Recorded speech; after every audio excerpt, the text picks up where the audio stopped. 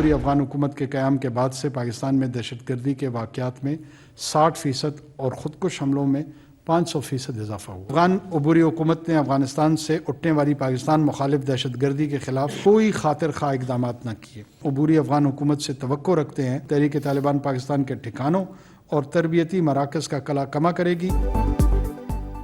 دہشت گرد افغانستان کی سرزمین استعمال کرتے ہیں۔ عبوری افغان حکومت کے قیام کے بعد پاکستان میں دہشت گردی 60% بڑھی، خودکش حملوں میں 500% اضافہ ہوا۔ 2 سال میں 2000 پاکستانی شہید ہوئے، 64 افغان شہری سیکیورٹی فورسز سے مقابلوں میں مارے گئے۔ پاکستان نے چارج شیٹ پیش کر دی۔ نگراں وزیر اعظم بولے، دہشت گرد حملوں کے ثبوت افغان عبوری حکومت کو دیے۔ افغانستان سے سخت کارروائی کی امید تھی مگر کوئی مثبت اقدامات نہیں کیے گئے۔ امید ہے افغان حکومت اب ہمارے مطالبات پر کارروائی کرے گی۔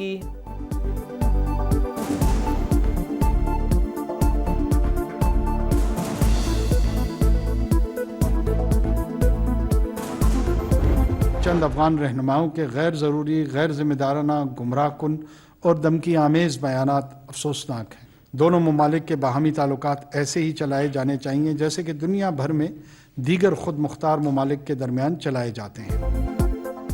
بدامنی پھیلانے میں غیر قانونی تارکین کا بڑا کردار، واپس بھیجنا ہمارا حق۔ افغان رہنماؤں کی دھمکی آمیز بیانات افسوسناک ہیں، پاکستانی عوام کو ٹھیس پہنچی۔ نگراں وزیر اعظم کہتے ہیں، ہماری کسی سے دشمنی نہیں، اپنی پالیسی پر عمل درآمد کر رہے ہیں۔ سرحد سے بغیر جواز غیر قانونی آمد و رفت کی اجازت نہیں ہونی چاہیے۔ تارکین کے معاملے پر امریکہ سمیت کسی کا دباؤ نہیں، نہ ہی قبول کریں گے۔ کسی صورت تارکین وطن کی پالیسی سے واپسی ممکن نہیں۔ افغانستان میں غیر قانونی مقیم پاکستانیوں کو ہمارے حوالے کرے۔ افغانستان میں چھوڑا گیا امریکی ساختہ اسلحہ بلیک مارکیٹ میں فروخت ہو رہا ہے، امریکہ کی تردید سے کوئی فرق نہیں پڑتا۔ نگراں وزیر اعظم کی پریس کانفرنس، کہا ہم کوئی سازشی سوچ کے تحت نہیں کہہ رہے تھے کہ امریکہ یہاں سے چلا گیا۔ افغانستان میں امریکی اسلحہ کس کے پاس ہے کسی کو معلوم نہیں۔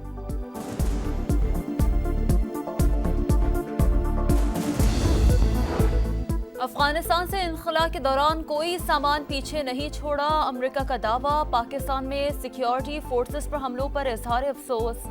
ویدان پٹیل بولے، پاکستان سے تعلقات کو قدر کی نگاہ سے دیکھتے ہیں۔ سندھ کا قلعہ فتح کرنے کے لیے انتخابی اتحاد، نون لیگ اور ایم کیو ایم پاکستان نے ملا لیا ہاتھ۔ نواز شریف کہتے ہیں، ہمیں صرف پاکستان کی ترقی چاہیے، کبھی امتیاز برتا ہے نہ ہی برتا جائے گا۔ شہباز شریف کا مل کر سندھ والوں کی خدمت کا عزم، معاملات طے کرنے کے لیے 6 رکنی کمیٹی تشکیل، 10 روز میں تجاویز قیادت کو پیش کرے گی۔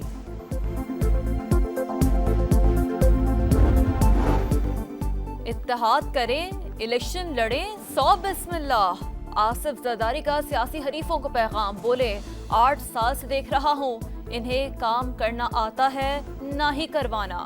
سابق صدر نے کہا کہ اب ڈکٹیٹر بننے کے لیے مارشل لاء لگانا پڑے گا اور آج کی صدی میں یہ آسان نہیں۔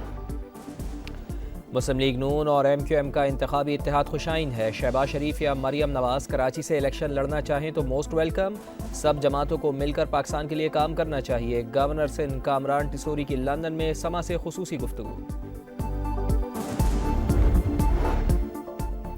سپرنٹینڈنٹ اڈیالہ جیل کی چیئرمین پی ٹی آئی کے بیٹوں سے بات کرانے سے پھر معذرت، توہین عدالت کی درخواست پر جواب جمع کرا دیا، موقف اپنایا، واٹس ایپ پر بیرون ملک مستقل بات کرانے کی سہولت موجود نہیں۔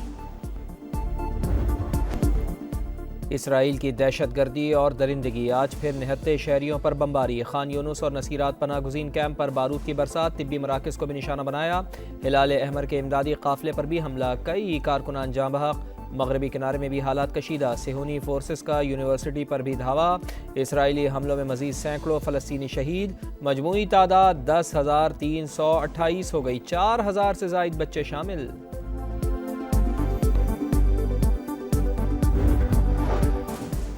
نیتن یاہو کا غزہ میں غیر معینہ مدت تک رہنے کا مضحکہ خیز منصوبہ، القسام بریگیڈز کا بھرپور جواب، متعدد گاڑیاں تباہ اور فوجی ہلاک، زمینی لڑائی میں اسرائیلیوں کو منہ کی کھانا پڑی، طوفان الاقصی کے آغاز سے اب تک 350 کے قریب صہیونی فوجی مارے جا چکے ہیں۔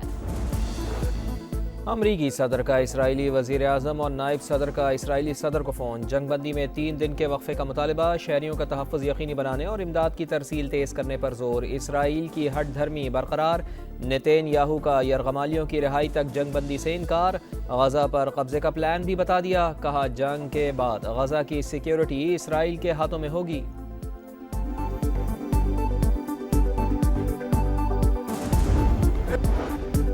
اسموگ کا زہر، لاہور دنیا کا آلودہ ترین شہر، ایئر کوالٹی انڈیکس 450 سے بھی زائد، کھلی فضا میں سانس لینا محال، گلے اور آنکھوں کے امراض میں اضافہ، یومیہ 5000 سے زائد مریض رپورٹ ہونے لگے۔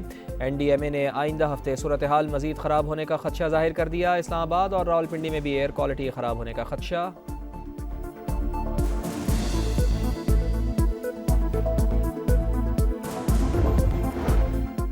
26 جی آئی ٹیز کے بعد بھی سراغ نہیں لگایا جا سکا تو صاف فضول، اب ایسا نہیں چلے گا، لاپتہ افراد کا سراغ لگانا ہوگا۔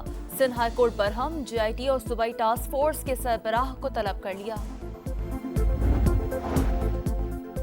عالمی منڈی میں خام تیل کی قیمت میں 4% کمی، امریکی خام تیل $77.46 فی بیرل پر آ گئی، برطانوی خام تیل $81.76 میں فروخت۔ ذخیرہ اندوزوں کے خلاف حکومت کا کریک ڈاؤن، ایک ہفتے کے دوران 6599 میٹرک ٹن کھاد، 6996 میٹرک ٹن چینی اور 2367 میٹرک ٹن آٹا برآمد کر لیا۔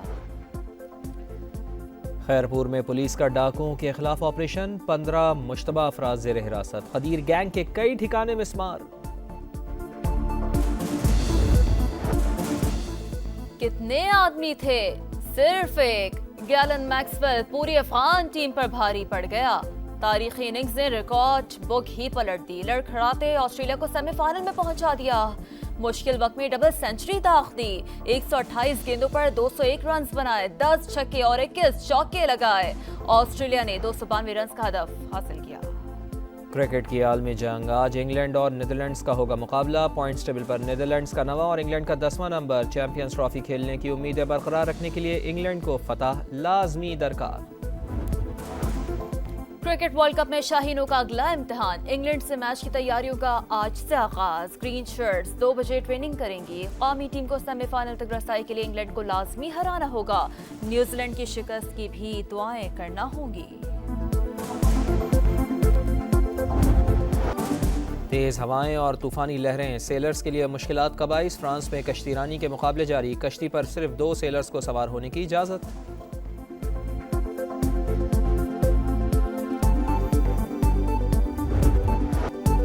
میلبرن میں گھڑ دوڑ، جاکی مارک نے لگاتار دوسری بار میدان مار لیا، 300 میٹر ریس میں کامیاب، میلبرن کپ کی ٹرافی کے ساتھ $44 لاکھ بھی لے اڑے۔ بے دلی، کیا یوں ہی دن گزر جائیں گے؟ صرف زندہ رہے تو ہم مر جائیں گے، یکتا شاعر، نامور ادیب اور دانشور جان ایلیا کی 19ویں برسی، مداح محبوب شاعر کو آج بھی نہ بھولے۔